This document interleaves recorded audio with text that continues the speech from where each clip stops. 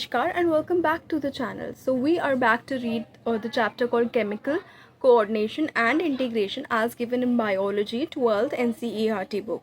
तो हम इसके लास्ट टॉपिक पे हैं जिसका नाम है मैकेनिज्म ऑफ हार्मोन एक्शन. तो बेसिकली हार्मोन जो है टारगेट टिश्यूज़ पे एक्ट करते हैं by binding to a specific receptor called hormone receptor which is definitely located in target tissue only, क्योंकि वहीं पर एक्ट करना है.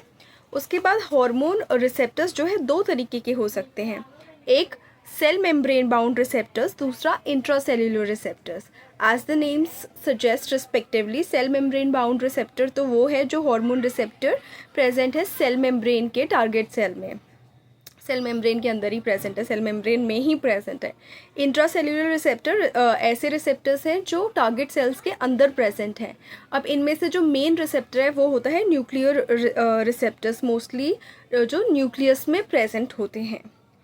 अब हुआ कि अब ये जान लिया कि हर एक रिसेप्टर एक हार्मोन के लिए स्पेसिफिक होता है, यानी हार्मोन के स्पेसिफिक रिसेप्टर्स होते हैं. तो हार्मोन अपने स्पेसिफिक रिसेप्टर के साथ बाइंड करते हैं और फॉर्म करते हैं हार्मोन रिसेप्टर कॉम्प्लेक्स, जिनकी वजह से certain biochemical and physiological changes होते हैं टारगेट टिश्यू में, जिसकी वजह से मेटाबॉलिज्म और फिजियोलॉजिकल फंक्शन उसमें होता है, चेंज जो भी आगे होता है फंक्शंस के तौर पे.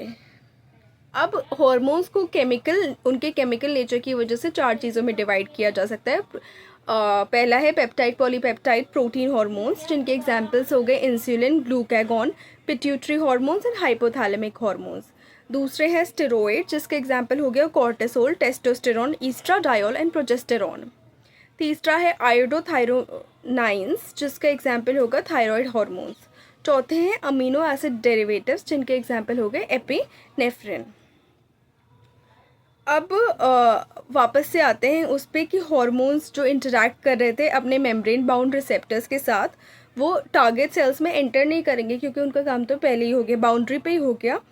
तो वहाँ इंटरैक्ट करने के बाद रिसेप्टर्स के साथ वो जनरेट करेंगे सेकेंड मैसेंजर्स, जैसे कि cyclic AMP, IP3, calcium 2+ ions, जो कि फर्दर रेगुलेट करेंगे सेलुलर मेटाबॉलिज्म को.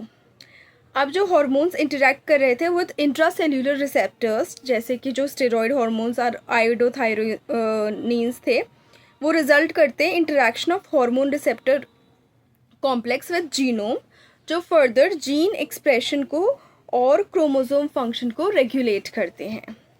अब इन दोनों टाइप्स के इंटरैक्शंस का क्यूमुलेटिव बायोकेमिकल एक्शंस होता है इफेक्ट के तौर पे, उससे रिजल्ट करता है इन फिजियोलॉजिकल एंड डेवलपमेंटल इफेक्ट्स.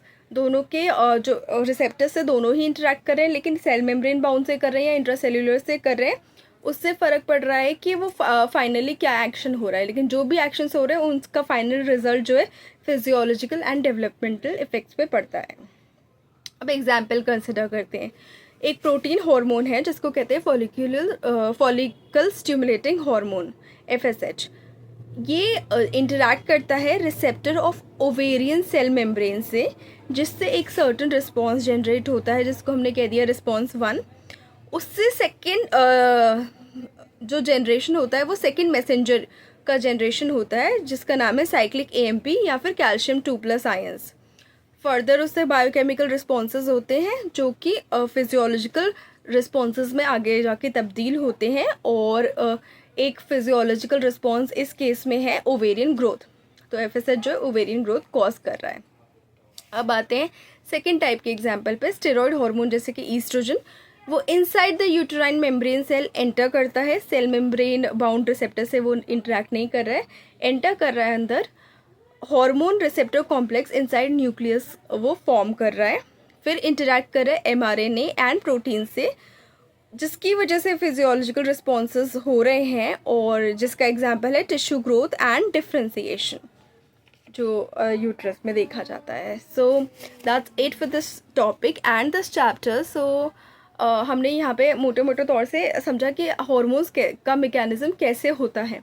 ये बेसिक इंट्रोडक्शन था उसका. So thank you so much for staying on this channel. Please like the video, share the video, subscribe to the channel and do not forget to hit the bell icon.